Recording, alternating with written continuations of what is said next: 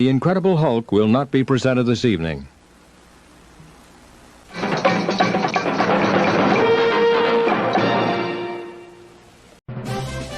Word Balloon is brought to you by the League of Word Balloon Listeners.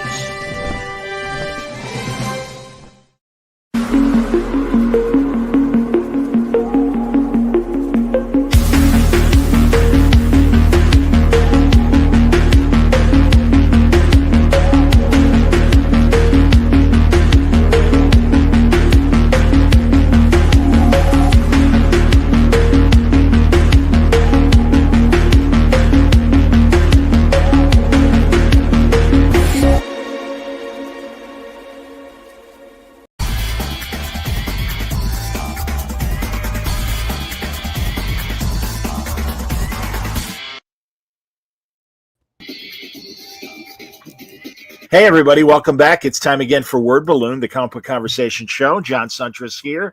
I think I was on a slight delay if you could hear it in the background. But we're all live now, and it's great to see two of my buddies that I never see enough of. It's Ryan Browne and Charles Soule. Good to see both of you guys. Welcome back. Likewise, John. Thanks for having us. This is great. Yeah. Oh, absolutely, man. And I'm excited. You guys have a big comic coming up in January, and that's Lucky Devils. Part of the Cruel Words universe, it seems, based on what I read. You know, we are definitely building like a thing. You know, like Ryan and I have pretty consciously decided that we're going to make something that is unique within comics. Hopefully, right? You never know. You can't kind of plan for unique, but we're trying to do something that feels like something that only we would do and you could only get from us. And the new book, The Lucky Devils, is in the tradition of curse words and 8 billion genies, and we think it's pretty special, and we're very excited that it's going to be out in just less than a month. It's December 9th today, so January 8th, less than a month. It's wild. Ryan, I like the design here of the Lucky Devils. There they are. And you know, it evokes memories. Well, my childhood memories of like those hot rods from the 70s that would always have like rolls and stuff like that. That's kind of what they look like. I don't. Is it like lowbrow art? I believe was the phrase for the for that movement and stuff. Did that inspire what you were going for here? I mean, a little bit. I mean, playing with devils, which is something that we've seen a million times. So it was a lot of carving through and being like, all right, that drawing looked a little too Hellboy. That looked a little too Hot Rod. That looked a little too little Stinker Devil. That looked a little, you know, there's so many different ones. You know, it was the same thing with 8 billion genies. It was like finding our own way of presenting this. And so those two characters you showed there are main characters, Collar and Rake. And Rake, who's the lady on the left, is designed after Willem Dafoe. And the little guy, Collar, the man, he's Popeye. So so when I'm drawing him, I'm like a snarling Willem Dafoe with like intense eyes, you know. And then, you know, Popeye's got the big chin coming forward, kind of thing. And so I like to lock those things into specific like references for myself, because I don't have to like go back and look at my old drawings to know what they look like, because I'm like, oh yeah, Willem Dafoe, I know that. Can I interject briefly, Ryan? Yeah. So Ryan and I have been working on this book for a year and a half, 2 years, almost, like a long time. And he's had these designs for ages. He only told me that like 2 weeks ago. And it's very, you know, he plays his cards close to the vest sometimes about what he's doing and what his influences are and what he's trying to do. And he'll hold Easter eggs. He won't tell me about them until, like, you know, he'll tell me a year after the issue is out. Oh, did you notice this Easter egg in this 8 billion genies issue? But that's part of the fun with working with Ryan, is that and a lot of that stuff is finding it organically while I'm working on it. Sure, you know, like I wasn't like, I need to design two devils, I'm going to design Willem Dafoe and Popeye. I was like trying different things, and I'm like, that's kind of like, you know, that kind of snarl, that's fun. Like, something I think about all the time for our Gen X and millennial listeners that love video games. What the opening to Mario 64 for the Nintendo 64 was the head of Mario, and while you're on the head screen, you could pull out his ears. They could pull down his cap. It was like a polygon head that you could pull different parts. You can make his eyes really high, you can make them really low. And so I think about that. Like, that is the number one thing I think about. That's all you think about? You think about that every day? I think about it almost every, when I'm designing characters and decorating characters, I'm like, pull it up, pull it down. Yeah. They did the same thing in The Incredibles.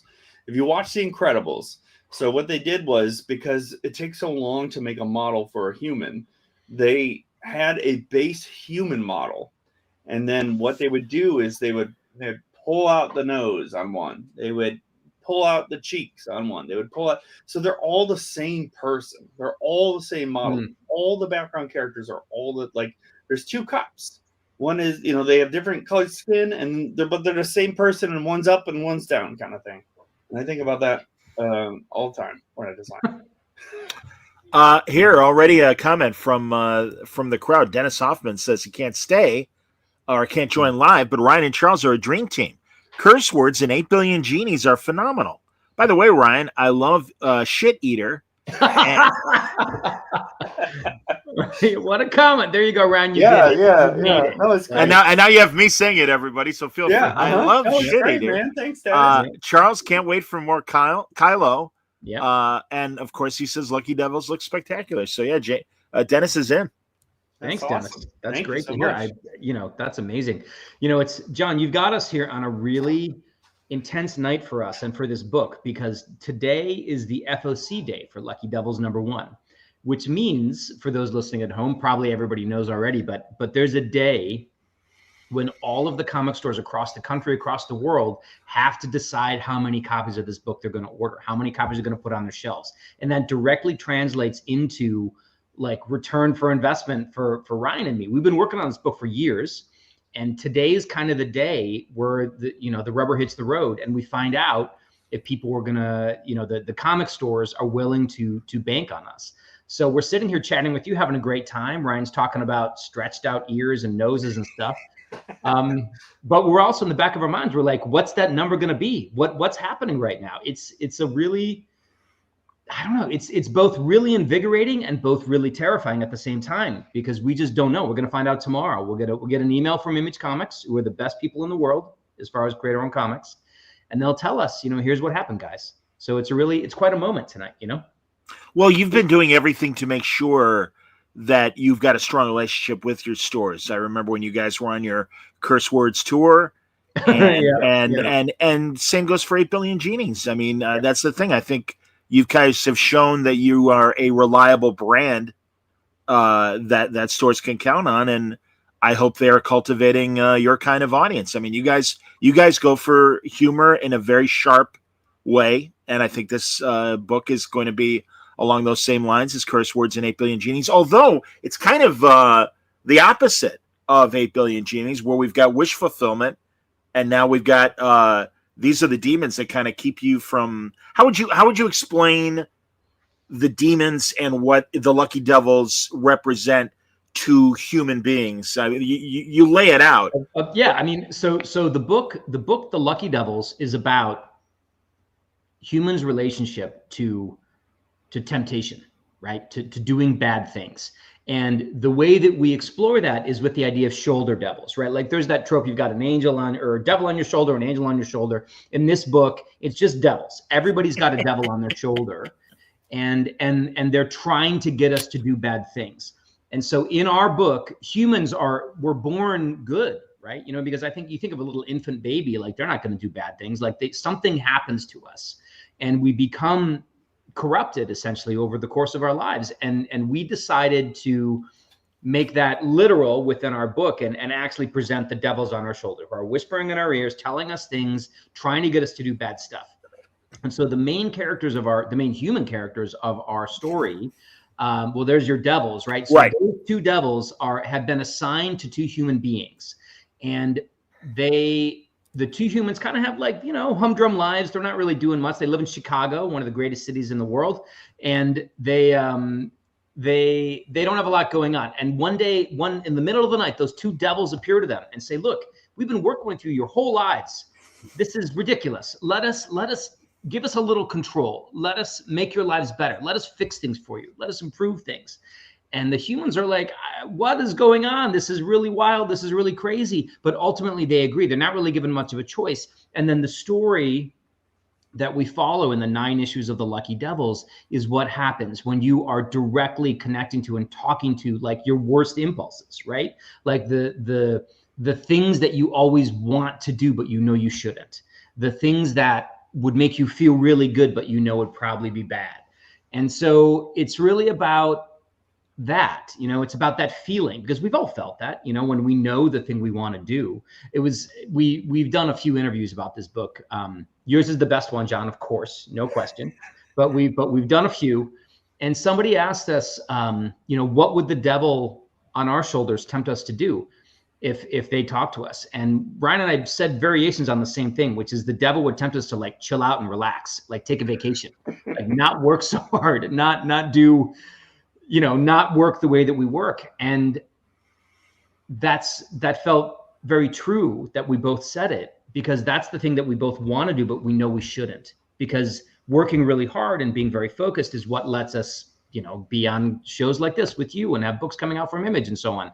But man, it's tempting. It is really tempting to just chill out, play video games for 2 weeks, go on a vacation, hang out, relax. So what you're saying is issue 1 will come out because we've already sent it to press. But yes, then that's it. We're done. That's it. Sorry, everyone. Vacation Charles time. and Ryan are on a island somewhere. Not a nice. We resist. We resist those devils on our shoulders, right, Bryan? Most of the time. Always. Mm-hmm. I have too much Midwestern guilt. If I listen to the devils, my Midwestern guilt's like, "Oh, you should feel really ashamed," and I'm like, "All right." That's an interesting point. We're both Midwestern guys. I mean, we're both Michigan guys, and I think that I wonder if that's a good observation. We should bring that up another time. I'm good at this.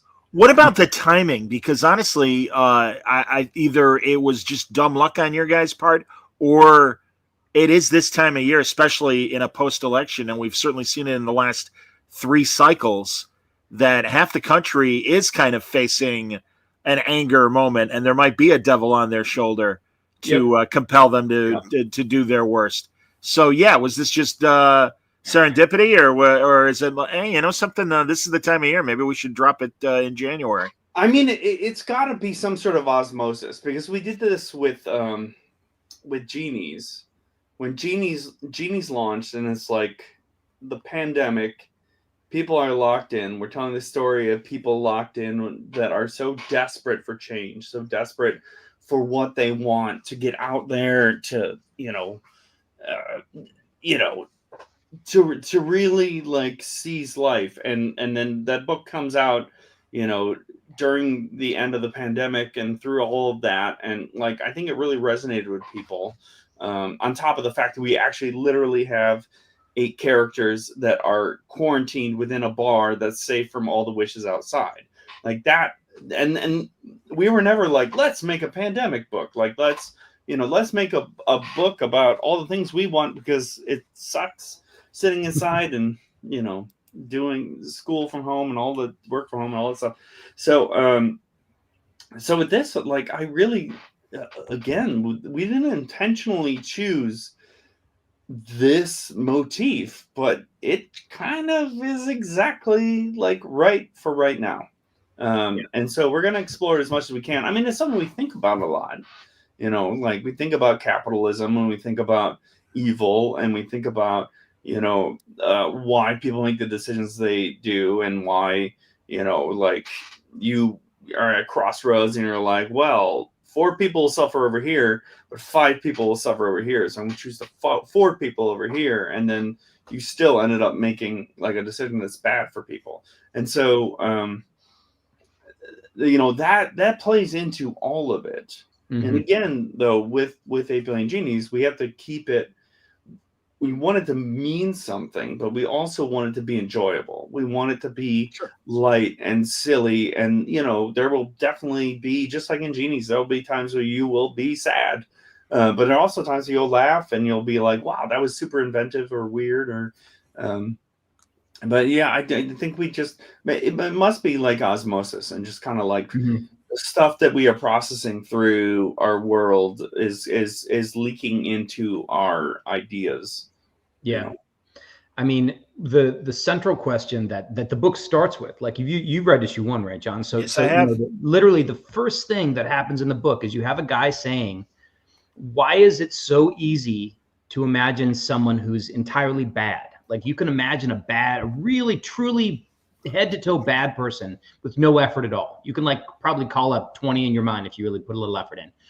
But imagining a person who is completely good, who does no harm whatsoever to anyone through any of their actions or choices, is almost impossible, because we live here, and I like to think I'm a good person, but I also benefit from I live in the Western world, and the Western world takes from the third world in many ways, and so on. Like there's all of that. If you really dig down, just existing can be a thing where you're sort of doing harm.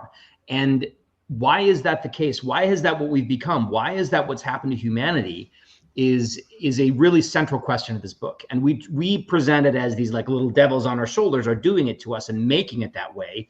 But it's still interesting to think about. Like I think of myself as a good person. You guys think of yourselves as good persons. I are good people. I guarantee it. But I don't know. It's complicated. A couple comments from more of the chat. Mike Joyce already has the 2028 ticket to vote local vote devil / mini in 2028. And then love it.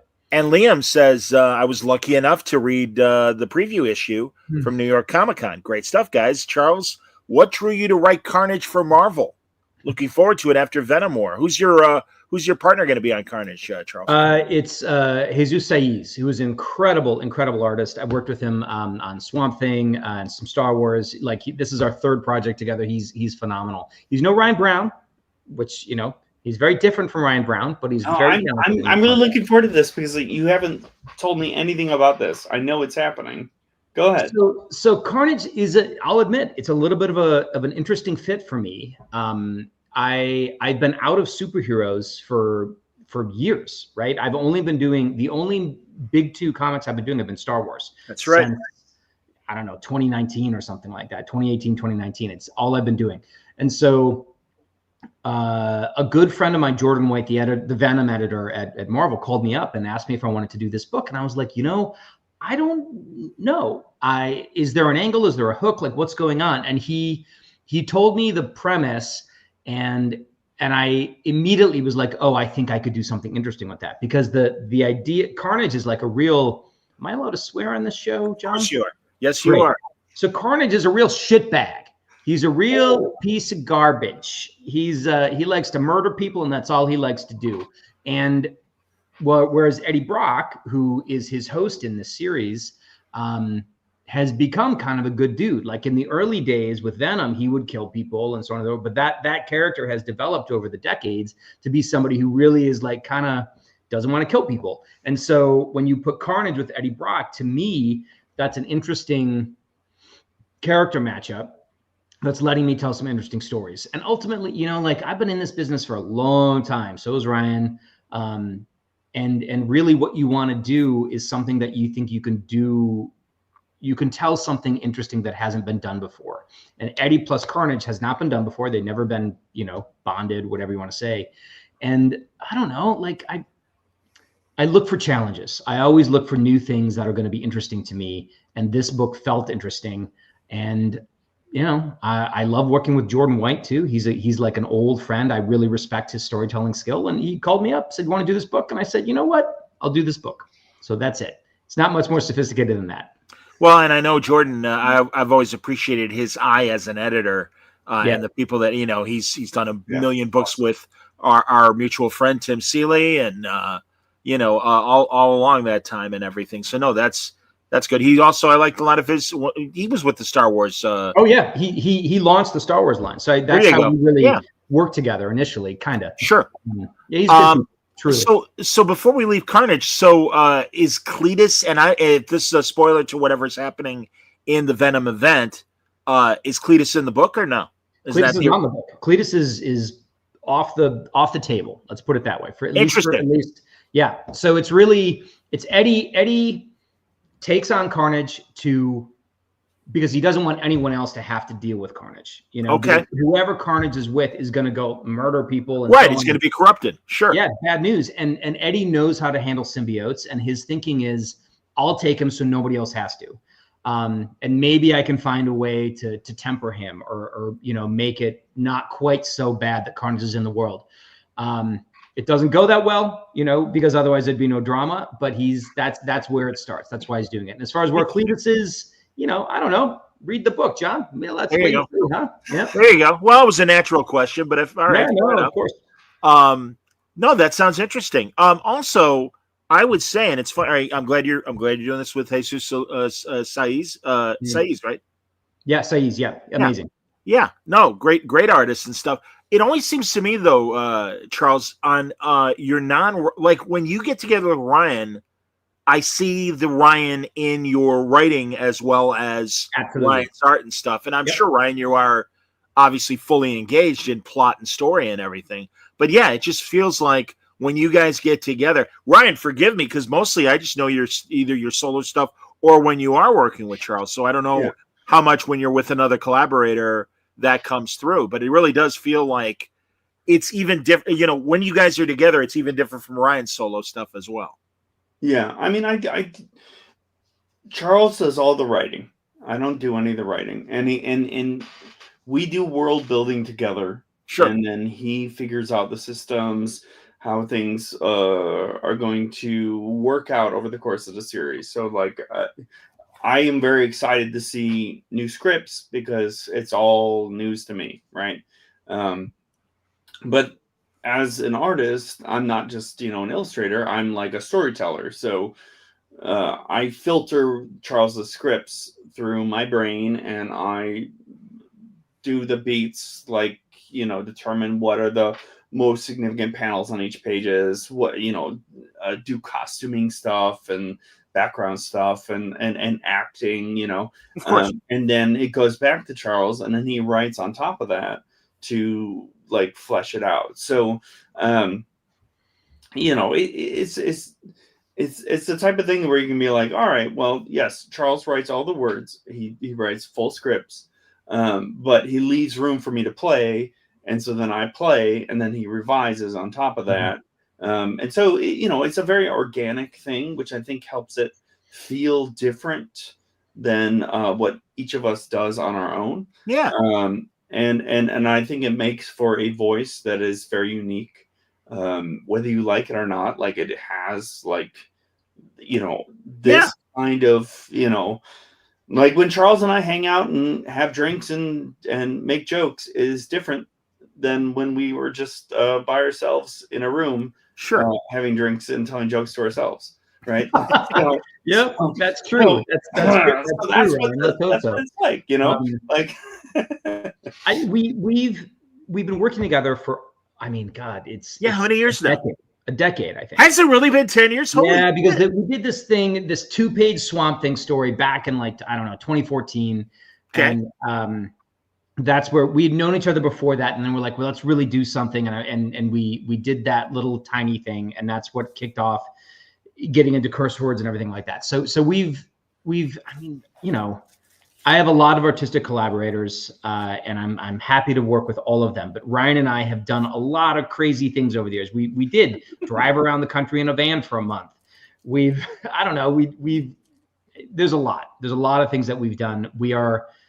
Even if we never made a book together or never made another book together again, I think we would continue to be really close friends for the rest of our lives. And that I think is part of what you're getting when you read one of our books is two people who have found this really, really productive creative vibe that just makes us both really happy. When I see Ryan's art come in on a script that I've given him, I'm excited. I mean, he's working on a Lucky Devils issue and he's you're almost all the way through it, Ryan?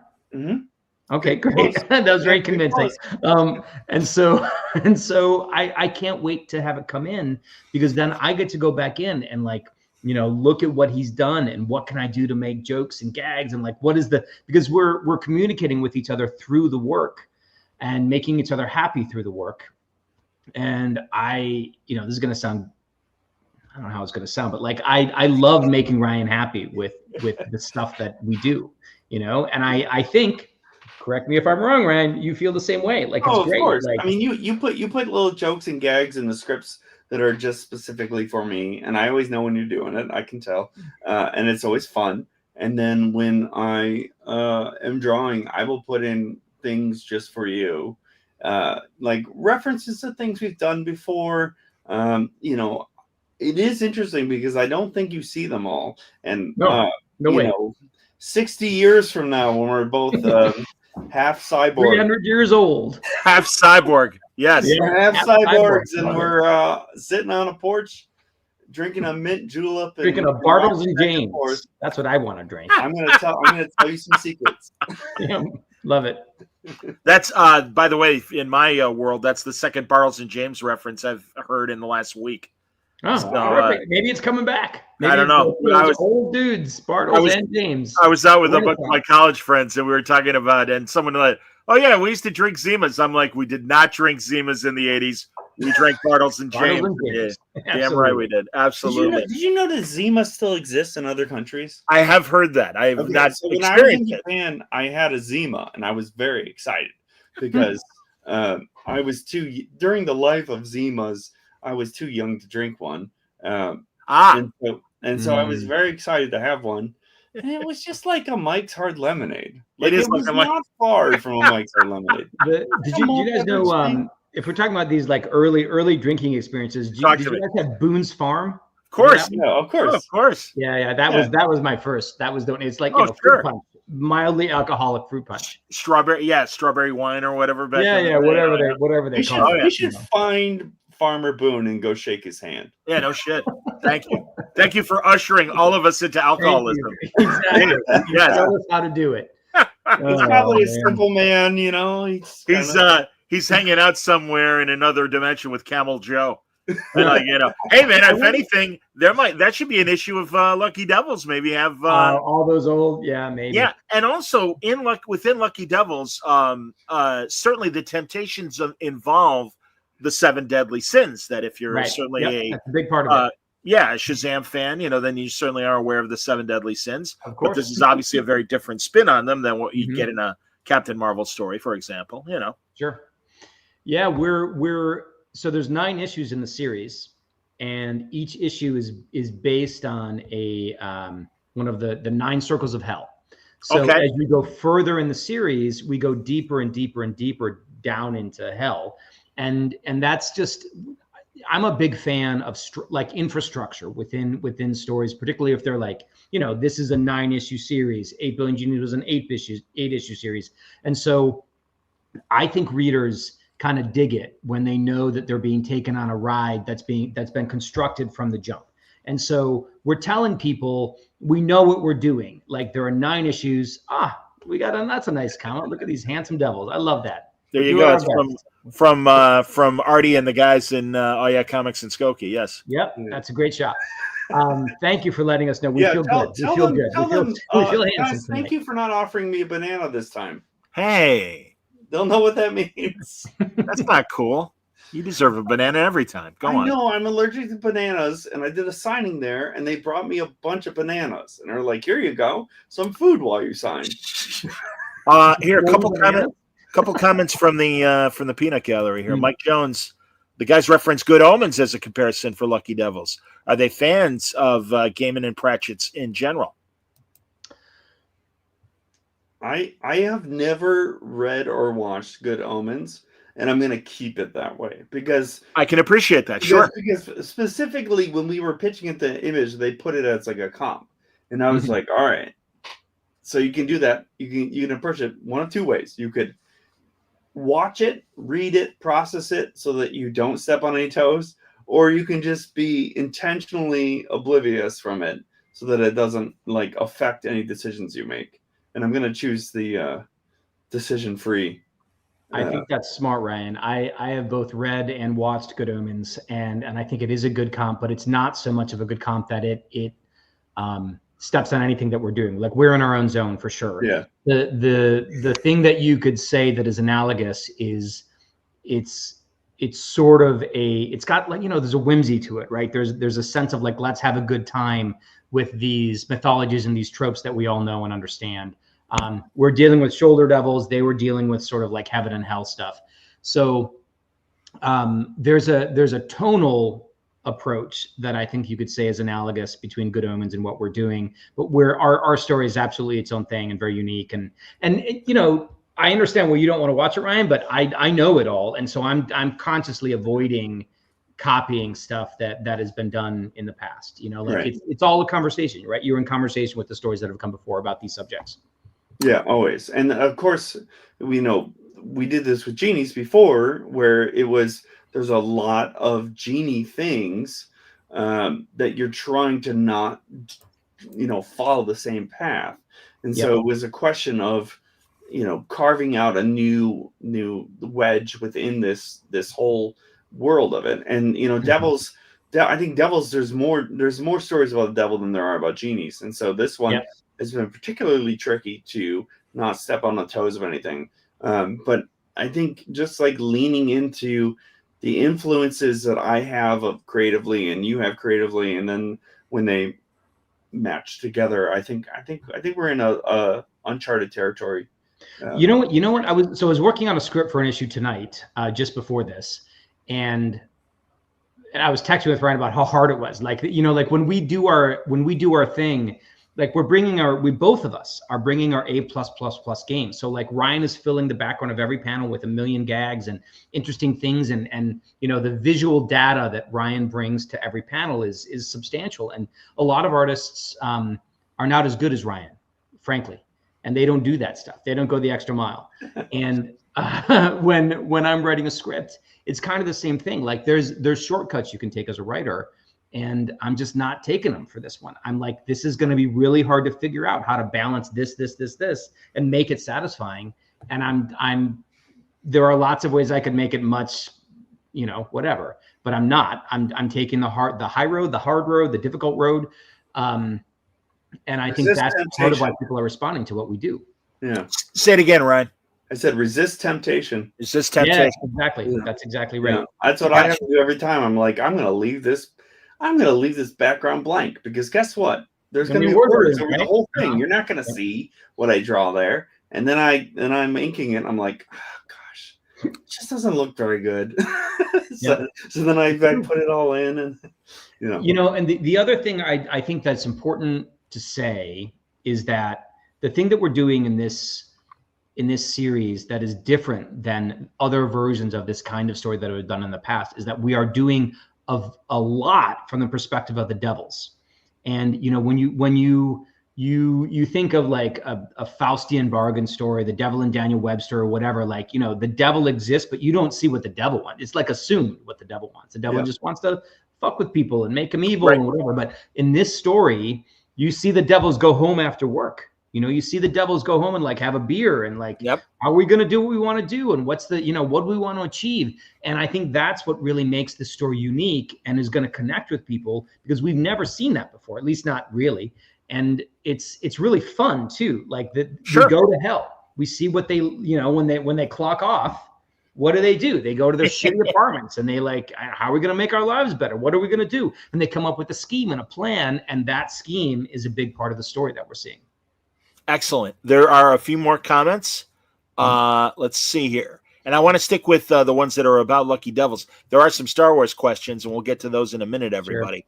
Sure. But first of all, at Oh Yeah Comics, they wanted to let you know that they have just put their order in for Lucky Devils. 1 billion copies. They ordered 1 billion. Ryan, we just quit the business, buddy. Hello. That's it. We're done. Joe also says that he and Artie are there at the shop featuring. Oh, cool. They're there for their Mystery Industry Monday night drawing gathering. They want Brownie to come out and hang sometime. Not that far, Brownie. You know that. That sounds good, man. Yeah. And also that they read Lucky Devils #1. It's I'm assuming this is Joe saying this, been in my head ever since. Amazing first job. Congrats, dudes. And Art Baltabar says, I like these guys. Art Baltazar, oh my gosh, he's the best. Art, I've been reading my kids the Cat in the Hat book that you did that I got at New York Comic Con. They love it. They love it. That's great. I'm getting really good at all the voices. And then let's see. Oh, Rob Wallace says he misses some curse words. Me too. Yeah. Well, okay. So a couple quick things about curse words, ways you can experience the story in new ways. You know what I'm going to talk about right now, Ryan, right? Of course. Go. So in Star Wars, go. So 4 years ago, Ryan and I did a Kickstarter for a big omnibus for curse words. It was during the pandemic. We put out this big hardcover collection. It did really well. And because the Kickstarter did well, we had stretch goals. And one of the stretch goals was that I said I would write and record and produce a 10-track concept album based around the comic. It took me, I had no idea. I was stupid. I should not have told him no. I said, don't do that. Ryan said not to do it. I didn't listen to him. I probably should have. But over the last 4 years, I've sort of slowly been writing the songs and putting it all together. And then within the last, 6 months or so, I went into the studio here in New York and like recorded the whole thing. And so it's a fully produced rock and roll record. It's a rock opera based on curse words. It's 10 tracks. And it's you know what, man? It's really fucking good. I never talk about myself like that way. I don't have much of an ego about my own work, right, Ryan? Yeah, that's true. Yeah, true. sure. You're but this is special, and especially because it's not what I'm known for doing creatively. But I've been a musician since I was 3 years old, and so being able to do it, especially with the story I love, like curse words, do a whole record around it was really, really fun. So that's out there. If you misuse some curse words, you can check out the record. You can get it on my the web store on my website, charlessoule.com. It's in vinyl and digital versions. And as part of the Kickstarter for that, we are going to do a new prose story based in the curse words world, which is going to have some great spot illustrations from Ryan Browne himself, which will be together pretty soon. And I think we'll probably make that available for sale on the website too. So as far as actual comics, I think we're pretty focused on Lucky Devils right now, but there's curse word stuff happening. Yeah, that's cool. Definitely curse words is like the world building was so massive that there is, it doesn't, there's no closed loop on anything with curse words. So, people still love it. We still get people dressed as Wizard in almost every single comic show we do, which is always super thrilling. And Charles's concept album is awesome. It's really legitimately great. Oh my gosh. It is legitimately great. And it is an interesting thing because Charles is such a good writer and he knows he's a good writer and he does such great stuff. And he knows he's a good musician, but it was him taking a huge risk and it really paid off. And I don't know why he did it, but I'm glad he did it. So is everyone that supported the Kickstarter, are they going to get the album? What's the plan? Yeah, it's been shipped out, so everybody's got a vinyl LP record. Wow. Yeah, it's real. It's really when those records came back, I pressed it in Detroit, which is I'm a Michigan guy, so there's a record pressing plant in Detroit. Jack White, the White Stripes, he runs a record pressing plant called Third Man Pressing. So I pressed it there. And it was fun because the project manager knew our work, knew me and Ryan. He had previously worked at the shop called Vault of Midnight, which has several shops in Michigan, and so he was a fan, which was super cool. And so he was, he helped make it sound really good. But when that record, like when I got the records in the mail, like man, there's something about, we're all from a certain age, right? Like putting your own album on the hi-fi, on the turntable and pressing play or whatever and having it go. It was one of my favorite things I've ever done in my entire creative career. So good, bad, whatever the record is, I'm so glad I did it. And I'm so glad that my career gave me the leeway to make a fucking weird concept album about everything. Why not, right? Cool. Well, as someone who's been part of the broadcast world since the 80s, it is pretty amazing to see the turnaround and that vinyl has come back as heavy as it has. Oh yeah. And I love record, local record shop day Mhm. and all the specialty records. And also talking to guys like you and Matt Rosenberg, who I know is still very Oh yeah. involved Yep. Mhm. in the vinyl world and everything. No, it's that's pretty cool. And yeah, I do. I feel like I feel like an old timer, but at least I know enough about the game that it's like I can really appreciate what's going on right now. Cool. And It is Ryan did the exciting. cover illustration for it. This beautiful. I don't So know. It's fun, man. It's really fun. that's great. Pete wants to know, and this is another Lucky Devils question. What is the working relationship like with the folks in Hell? How much runway do they give you guys to work your magic? How hell bent are they to give their input? Ryan? Must be the devil's on your shoulders. That's interesting. Influencing what's going on. So the world building stuff is really a lot of fun, as always, with working on a book with Charles. But the human world is Chicago, and that was important for me because we did Curse Words in New York, which is where Charles lives, and then we did 8 Billion Genies in Southeast Michigan, which is where we're both originally from. And so this one, I was like, let's set it in Chicago, so I can get like visually, I can get as many references and like.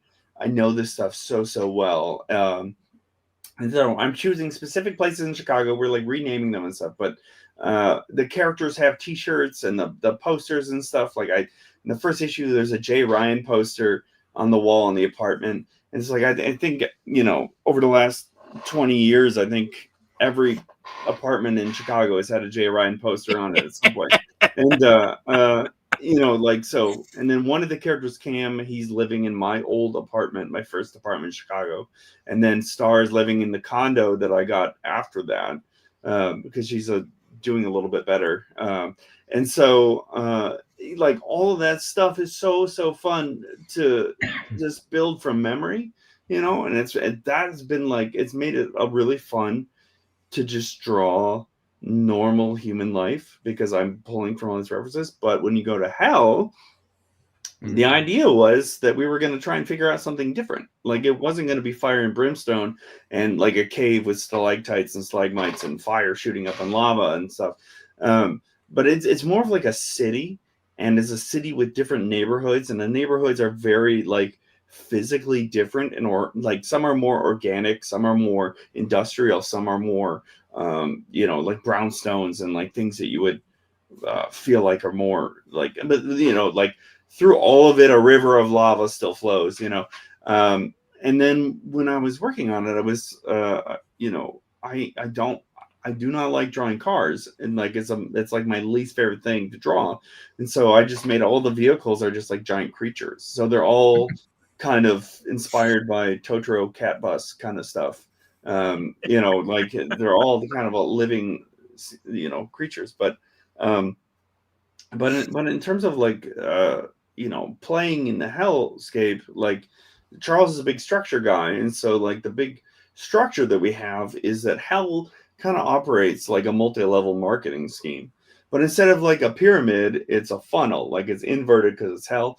But you have Collar and Rake, who are our main characters that are the gig workers, that are the lowest rung devil on your shoulder. They basically see the world. Their lives are not great. They don't have a good apartment. They don't have any money. And so as devils become more persuasive and influential in humanity, they gain in status in Hell. And so like as they get nicer clothes and nicer places to live, they also grow, and they like physically become more monstrous, and they their horns grow out, and like like their physical presence kind of grows.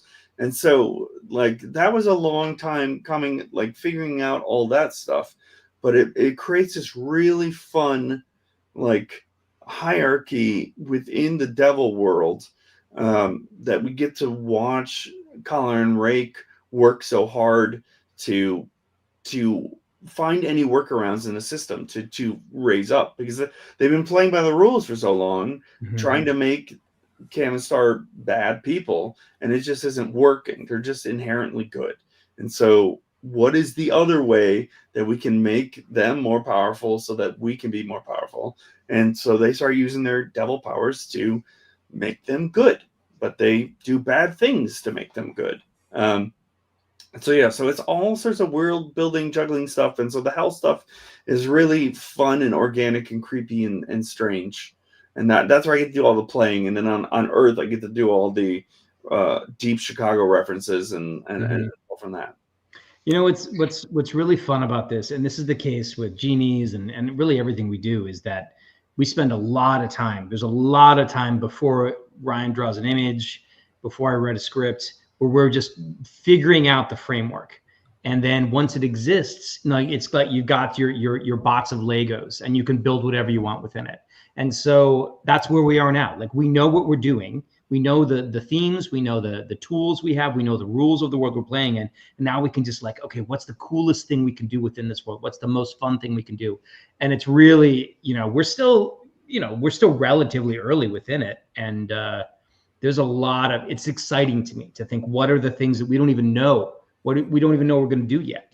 What's going to happen in issue 7? Like, it's really, I mean, we know the story we're telling, but there's a lot of really, I mean, what's going to happen, right? We're just going to, like, awesome shit's going to happen. That's what's going to happen. Yeah. I mean, we set up the rules of the game, and then we're going to start playing by those rules and seeing where it takes us. And then we're going to break the rules. And it's a fun process.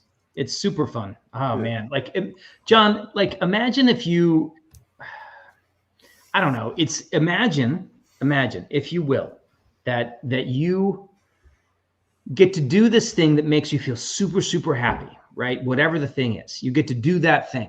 Okay. Now imagine that you get to do it with one of your best friends in the entire world. Okay.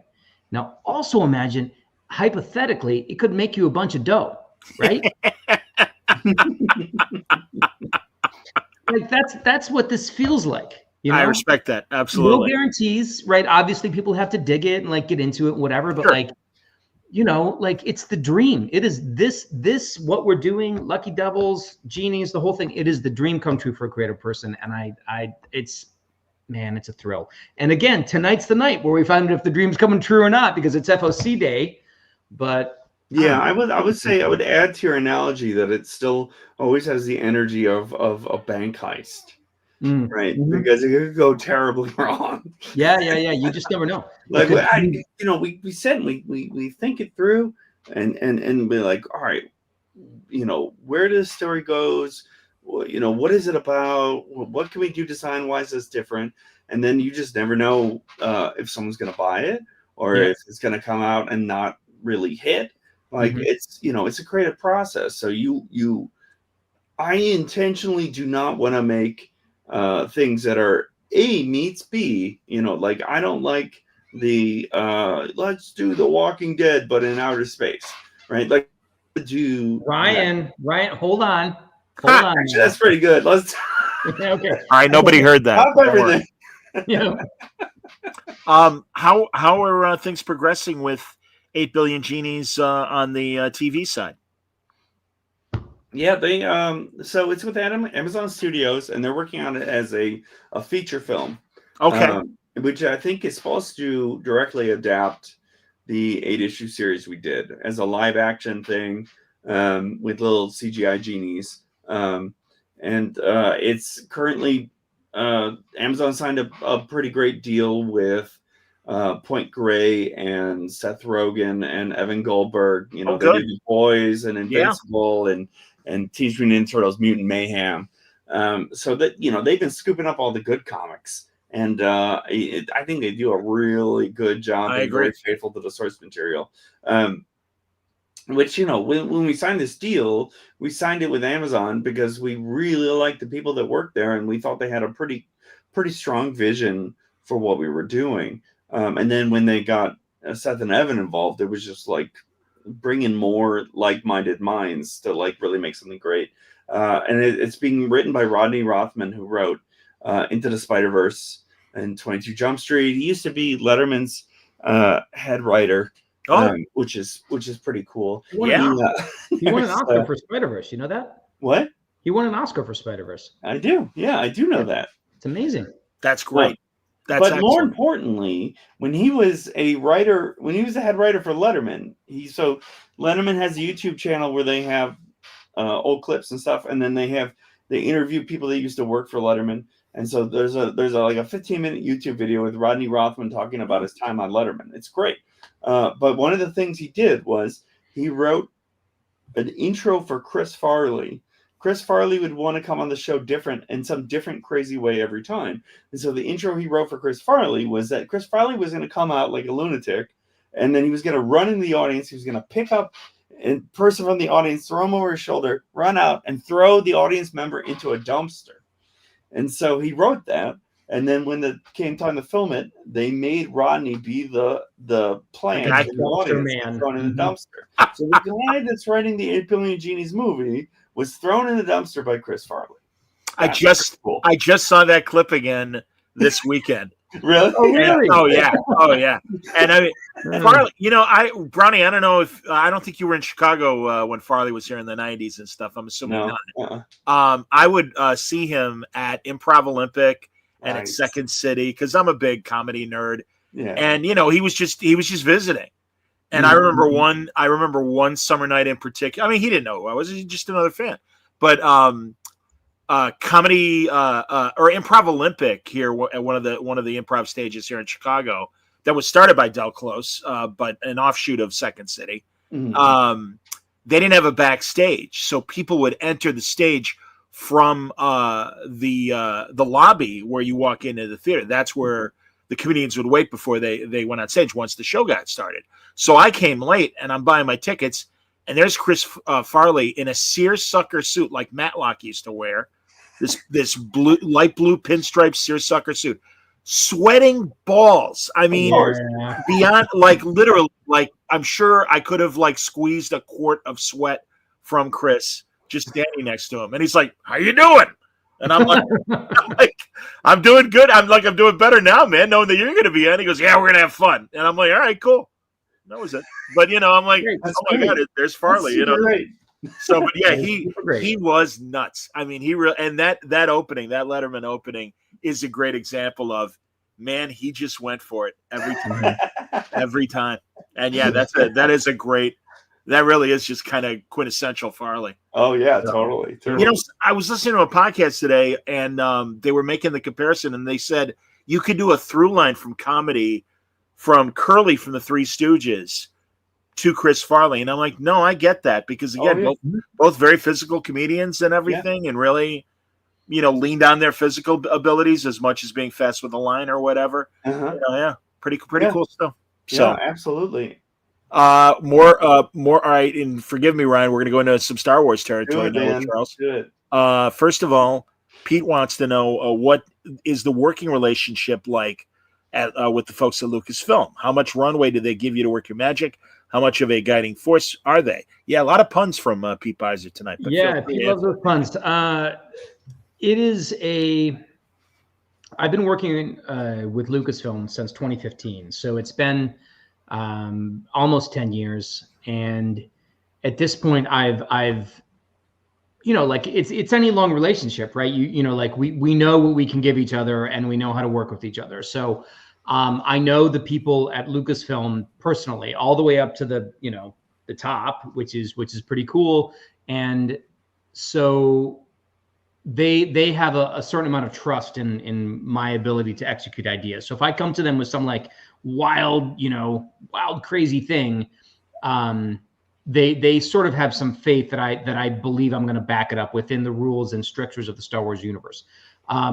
That's not to say they never say no. Sometimes they do. Sometimes we talk things through, and it's just, they're like, man, look, you don't know this, but there's a movie being made that uses this idea, or there's a video game that hits this stuff, or whatever it might be. But the thing that I think people have this, I get this basic question a fair amount, and the underlying question beneath it seems to be an implication that Lucasfilm is trying to step on stories as opposed to support stories, and nothing could be further from the truth, right? Like they want as much awesome Star Wars as can possibly be made, and they are very supportive to all of the people who make Star Wars. And the only time you're really going to know is if it is something that's wildly out of universe, or if there's something else that's being made that conflicts with the story you're trying to tell. So my relationship with Lucasfilm is great. As far as a guiding force, they've been an amazing guiding force. You know, they're an energy field that connects and binds us in many ways, which is great. I love working with them. I imagine I will be working with Lucasfilm for years to come, hopefully, you know, unless my stuff starts to suck, but I don't see that happening. No, that's excellent, man. That's good to hear. Toon Raider wants to know, love Charles's work with Darth Vader and the main Star Wars title recently. Do you ever have plans of coming back to do more Obi-Wan and Anakin? And also he's excited for Kylo Ren. Well, I'm excited for the Kylo series too. That starts in February for Marvel. It's Kylo Ren when he's just become the Supreme Leader, so just after Episode 8, and he is a lost, messed up little baby man-child with incredible power, and it's fun to like play that dynamic out. It's really a cool series. As far as Obi-Wan and Anakin, look, I mean, that's a dynamic that I think is really interesting that has not been explored that much. Like Obi-Wan, just as he takes on Anakin as a young apprentice. I think there's a lot of stories to be told there. I mean, to be honest, Lucasfilm has me, I can barely breathe with the work that they are having me do, which is great, you know, no complaints. But I would not be opposed to going back to the Obi-Wan and Anakin dynamic. There's no plans right now. But I will say the stories I have coming out are all like, there's good stuff coming. Like under my pen, I have a lot of really cool things to say. That's beautiful, man. Let's see here. Ooh, Brownie. All right. First of all, let's see, where the hell is it? Sorry, buddy. I'm getting lost in my own listening here. You want me to make up an answer? Well, here, Dennis, Ryan. Any plans to work for another artist? I really enjoyed Hero Killers from you and Pete Woods a few years back. Man, that was so fun. I had so much fun writing that book. Nobody read it. It was Dynamite was always playing around with all of their Project Superpowers, like public domain. Yeah, they still are. Yeah, and then Alex Ross worked a lot on and like developing, and they hadn't done anything in a long time with those characters. And the editor Matt Idelson was there, and he was like, "I just want to make something funny with it. Like, will you write something funny with all these public domain superheroes?" So I did, and he got Pete Woods to draw it and color it, and it was I wanted to call it Adventures in the Public Domain. They didn't like that, so it ended up being, they titled it Project Superpowers Presents Hero Killers. That's the full title of it. I barely know anyone who read it, but I think it's legitimately funny, and Pete's art is awesome on it. That was the first time that I had ever written full issue scripts for another artist. Was that before Trash Bridge then? Yeah, I think maybe. Well, I only did that one issue of Trash Bridge, and I wrote that with Steve Seeley, so that wasn't just me on my own. But and I had written a lot of shorts for various God Hates Astronauts backstories that I had other artists draw. But this was the first time, like, you have 5 issues, figure out a whole story from beginning, middle, and end, and you have to create the characters and everything. So it's not easy, Ryan, is it? It was not easy. It's especially not easy when they wanted me to use old public domain superheroes that they felt were more marketable. Like there's one character, Rainbow Boy, who I really loved. They let me put him in there, but he was supposed to be Rainbow Boy's awesome. His design's awesome. He's got like a rainbow on his hat. And then I was going to use these three. Some of those public domain, it's all about boys, like collections of boys being superheroes. There's one called like the V Boys, and they're all very like very weird. Simon and Kirby kind of, in that public, what is that era, which a lot of those heroes they didn't maintain their copyrights. That's why they're all in public domain. But yeah, those boy gang comics that Simon and Kirby created, like Boy Commandos and Boys Ranch, and the guys, the Newsboy Legion that survived into the Bronze Age in Kirby's hands with Jimmy Olsen and everything. But so that's why there are so many of those boy gang hero books and everything. Is it possible that these were comics for boys? Exactly. I think that might be the theme. Yeah. But I really, what I wanted to do was I wanted to do my Coen Brothers narrative. Like I love the Coen Brothers, but the bulk of their movies, the main plot movement comes from something that seems very simple that can get people ahead, and they don't know, like, it appears that this is a very easy way to get ahead, and then when they take the option, then they're in way over their heads, right? Like it happens throughout most of their movies. So I was like, I'm gonna do that, but I'm gonna do it with these Superboys, and so that series was a ton of fun, and it is literally about these three Superboys that accidentally kill the abusive superhero that is in charge of them, like the Batman character, right? The Terror, and they accidentally kill him, and then while he's killing the supervillain, and so then everyone shows up, the press shows up, the police show up, and the boys did it. They stopped the supervillain. So it's like about these three boys becoming power hungry and getting successful and going from sidekick to being superheroes, and they immediately start betraying each other, and their pact of silence immediately stresses the relationship. That was a lot of fun. And Rainbow Boys in it. Browne, that sounds great, and I'm bummed that we didn't talk about it back then. Yeah, no, it's good. It's a really good comic, and nobody read it, and I'm sure it's out of print. But it's out there somewhere. That's what eBay's for, man. Absolutely. No, we got to track this down, dude. Yeah. Jeez, did they ever trade it or no? Yeah, there's a trade. Yeah. Okay. All right. Man, because literally, I just talked to Henry Barras, and he and Alex Segura are going to do the Green Hornet meets Miss Fury, and a lot of the Project Superpower public domain heroes are going to show up in that mini series. It's a really weird place to play, because they basically just gave me Alex Ross's criminal. It looks like mugshots, or not mugshots, but like a lineup, like criminal lineup. Yeah, like pages of every single character standing there looking strong, and all the different ones, and with their names on them, and they're all ridiculous. And I'm like, man, just gotta pick from this. This is great. Yeah, I mean, well, there's a reason why those copyrights didn't last. I mean, none of them were really, characters that were going to be around more than just being part of the moment. Everybody's doing superheroes. Let's do our superheroes and everything. Yeah, well, I mean, I told them, I was like, I can't take this job. I don't know anything about any of these characters, and they're like, that doesn't matter. But it doesn't matter. No. Who cares? Hey.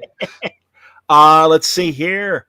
Oh, they want to know, Joe, I'm assuming, and Skokie wants to know how you guys ended up with Frank Miller doing a variant cover for Lucky Devils #1. So Frank Miller was desperate to work with us. He was like, oh my God, my career is hitting a lull. I need something. Guys, please. We're like, hey man, cool. Can you draw a picture? Can you draw a picture for us? John, can you cut his mic? So what the reality of the Frank Miller cover, we are like over the goddamn moon about the fact that Frank Miller did an illustration for us. I have been fortunate I live in New York, Frank Miller lives in New York. We interact from we'll just, be at the same things from time to time. He obviously did incredible work on Daredevil and Wolverine. And I have also done some work with Daredevil and Wolverine. And so we've been on panels together from time to time. Yes, you have. John, you know all about that, I would think. Yes, I do. And so, so I know him a little bit. I don't know him super well. Like, I'm not going to say we're besties or anything like that, but I know him a little bit. And so when we were thinking about doing this book, we're like, what's going to be the most, like, I mean, this is the conversation we had, right? Like, what's the point of doing variant covers at all? You know, why even do them? And so we're like, if we're going to do it, let's do it with the most baller person we can possibly think of, is really that was what we did. We had this conversation. We're like, what's the thing that's going to make people sit up and take notice and actually give a shit about this? And we're like, well, the person would be Frank Miller. And so I reached out through connections that I have to Frank and said, do you want to do it? And he's like, yeah, here's what it costs, which was so Ryan and I, you know, had another conversation about that. It was not getting Frank Miller to do your cover is not it's not free. Let's put it that way. But it is worth it too. And so he did this illustration for us that it was like, there was a lot of really, I don't know. I don't know what you thought about it, Ryan, because you were it was your characters, right? So we sent him character drawings that Ryan had done and the issue, and as much as we had, and said, this is what we're looking, you know, these are the characters, put these characters on the cover. And then he sent back the illustration. And Ryan, how did you feel when that came through? I mean, it was surreal, you know, like just as a person who has meant so much to me creatively in my career, you know, and I became friends with Jeff Darrow, who worked a lot with Frank. I went to school. I took a couple different independent studies with David Mazzucchelli when I was in school. Like Frank Miller is like, I mean, as far as I'm concerned, the greatest, you know, living comic creator. And so for me, that was so insane to like get that drawing in and seeing it. And Frank's style has changed a lot over the years, and I have pretty steadfast loved it the whole way. And so, you know, like I prefer that he's drawing it the way that he draws things now, like this brutalist hulking. Like I think it fits the characters well. I think it's very like in your face. It's very extreme. And I couldn't be happier with it. Like it's awesome. But man, what a stressful thing for Charles to be like, I got the Frank Miller. You want to see it? Like, oh, I don't know, man. Like, so it's like I was a little bit in shock when I saw it, to like process it as like a thing that actually happened. And then when I'm doing like the inside front cover credit stuff, and I'm like, cover A by Ryan Browne, cover B by Frank Miller and Alex Sinclair. I'm like, yeah. We're on the same level. We have the original art too. Wow, which is a really special thing.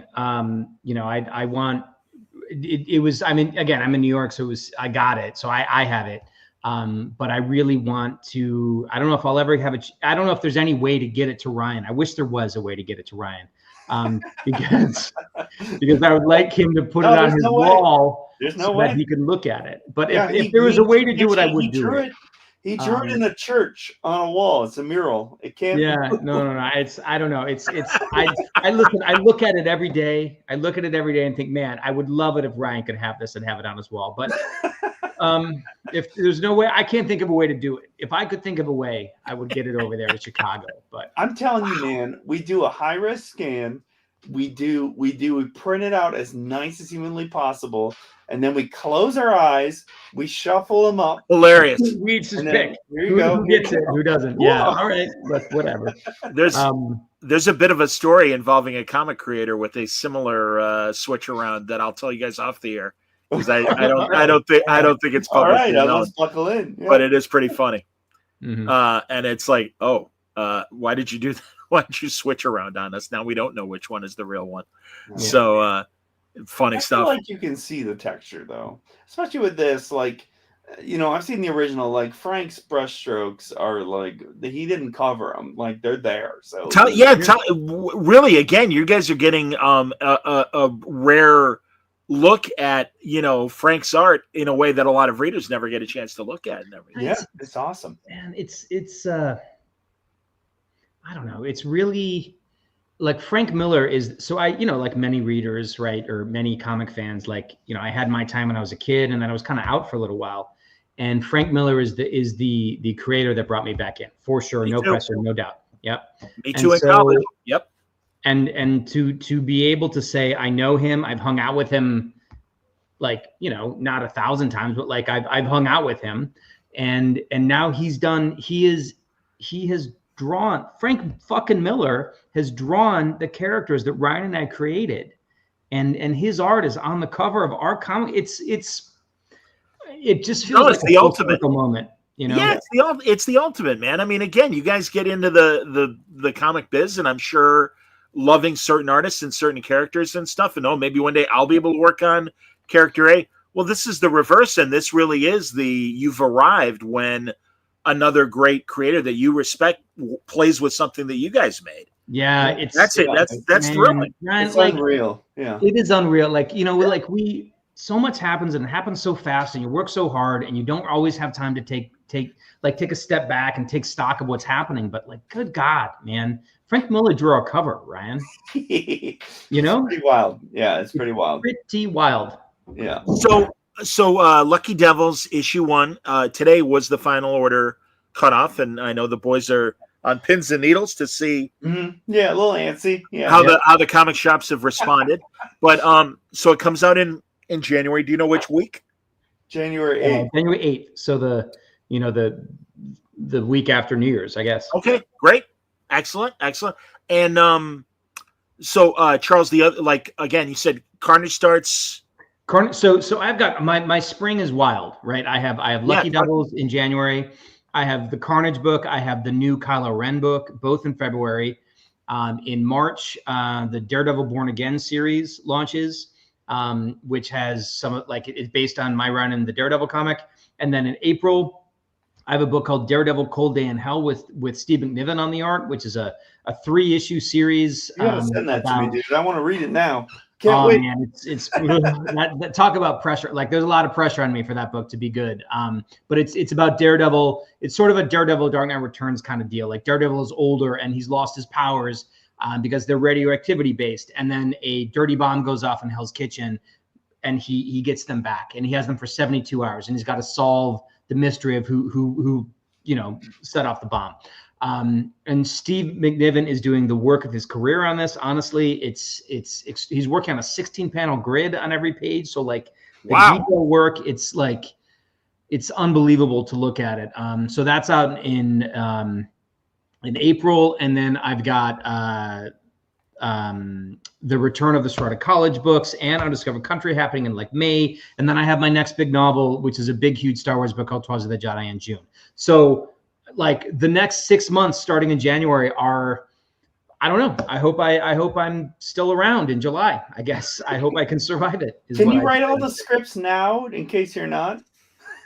Thank you, Dave Harding, Dreaming of Bonsai. The Daredevil book is awesome. Like, I'll put my name and reputation behind that. It's good shit. Brownie, lots of people commenting on the figures behind you, Mike and Dave Scheit in particular. Is that an impressive collection of battle beasts behind Ryan? And Scheit wants to know, can we talk about those battle beasts in Ryan's studio? Sure. For 2 hours. Yeah. Here we go. Yeah. You want to see the rarest battle beast? I recently acquired it. I'll show you. It's not exciting. So I collect battle beasts. They're the thing that I really love. And you can see I've got battle beasts. Where are they?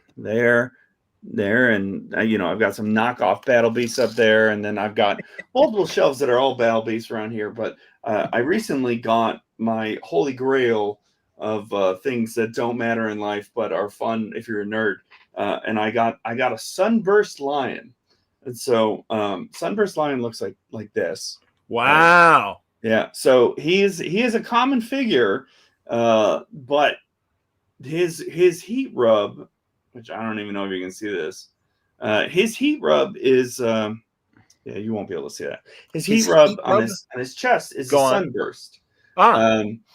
And so when I was a kid, look, I can show you this. Look, I'll tell you this whole story. So when I was a kid, All right, so buckle Battlebeast in, fans Strap at in, home. Charles. like this. Okay. So All right. Battlebeast came in packages like this. And during the second series, there was this thing that was on there that said one of these beasts could be the Sunburst Warrior. Okay. So Battlebeast had this heat sensitive rub because they were part of the Transformers universe. And it was like rock, paper, scissors. So you buy a figure, you would press your finger on it, and it would be either fire, wood, or water.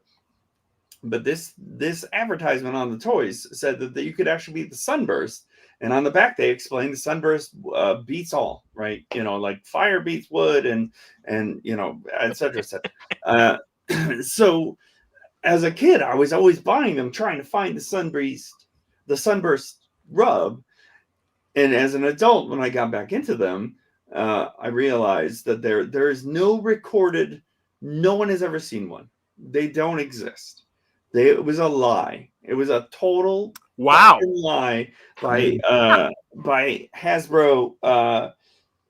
It was like, yeah, let's sell more of these and make kids buy all of these, hoping to get a thing that doesn't actually exist. Wow. And so, so it's very deflating. But then, reading more about it, like they're from Japan, there was a whole line of them that only came out in Japan. And one of the things that came out was a box set that had a bunch of different figures in it. And half of them would have a alligator that was crystal clear, and half of them would have a lion with a Sunburst sticker. And it was the only way you could get a Sunburst sticker was if you bought this Japanese box set that had this one dude in it. And they are extremely hard to find. And I've been looking for years and years, and I've like gotten heavily into the lunatic Battlebeast community of wonderful people.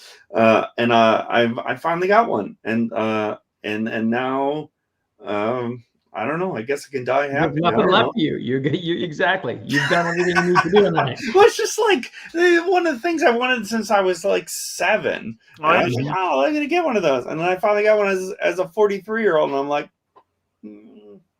my white whale toy like that was getting a corgi James Bond Aston Martin, but specifically a corgi. Yep, I know that. Yep, absolutely. That was, I had it when I was a little kid. I don't know whatever happened to it, but that was my white whale. I'm like, all right, I got to get that toy back in my life because it meant so much to me. Yeah. In February this past year, Ryan and I took a trip for my birthday. Ryan and some other friends were gracious enough to go with me together. And the place we went had a vintage Asian toy little like shop, and they had all kinds of knockoffs and all kinds of crazy things. And Ryan went in there, and we all were looking at other things, and we came back and we found him, and his arms were like full, like he was holding like a baby with like 40 things. And the look on his face, I took a picture of him. His face was like, like he couldn't believe what he had found. Fun. It was clearly one of the great moments of his life. Oh, yeah. And we're very happy that we got to experience it with him. I got this guy there. Hold on. Okay, Zoom here in. we go. Zoom in, Ryan. There you go. A lot of guys. I think it's like a Mazinger Z kind of thing, but it's made out of metal. But like that's a face. You gotta love that face. Yeah, that's like Gort from The Day the Earth Stood Still. Right? Yeah, I love this guy. I've got this guy right next. Anyway, it was. I look at him every day awesome. when I'm working, man. The amount of joy that these little things gave Ryan was really something for the. So are they knockoffs or are they an IP that we should know? It was this incredible building in Hong Kong that had these little stalls, and there were just like hundreds of stalls. It was like 7 floors, and there were these little stalls, and the stalls were all like. I don't know, 6 by 6, 7 by 7. Like a flea market. Like 2 phone booths next to each other. Yeah. And they were all just knockoffs of like modern Japanese toys or American toys or something, or not knockoffs but like real ones, and like Gundam models and and weird boob ladies and bikini models and like just like, all right, great. Like I don't care about it. I love toys. I don't care about any of that stuff. And so what I am interested in is the vintage stuff, the knockoff stuff, the stuff from the 80s and the stuff from the 70s and 60s. Yeah. And then we just found there was one booth with this one old woman working there who didn't speak any English. And it was all vintage Japanese toys. It was all vintage Japanese toys. And I was just like, yes. And she only took cash.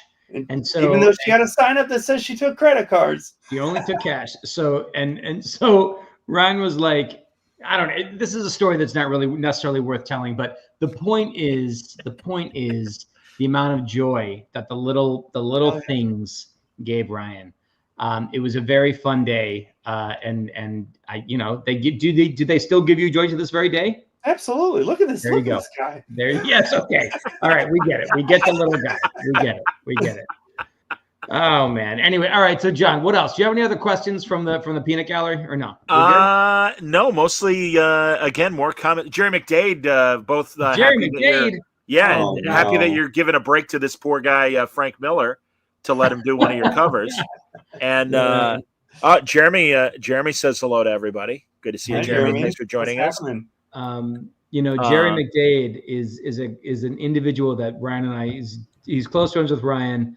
I don't know him quite as well, but I like him very much. And he has found a weird niche in our books. He pops up in cameos from time to time in weird ways, and he shows up. He's referenced in Lucky Devils 1. We'll see if he makes a non-panel appearance. Oh, that's great. Yeah, I didn't forgive me, Jerry. I didn't notice the reference in Lucky Devils. Oh, that's great to hear.